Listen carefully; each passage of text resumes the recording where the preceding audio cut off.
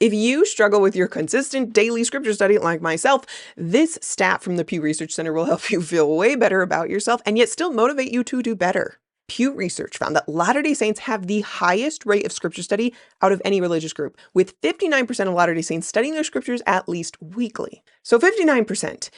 Even accounting for various activity levels, there is a decent chunk of Latter-day Saints who struggle with their weekly, no less daily, scripture study. You are not alone. In fact, you are doing great compared to many other religious groups. But still, Pew has shown that scripture study is a goal worth striving for even if you're not doing it perfectly because of this striking correlation.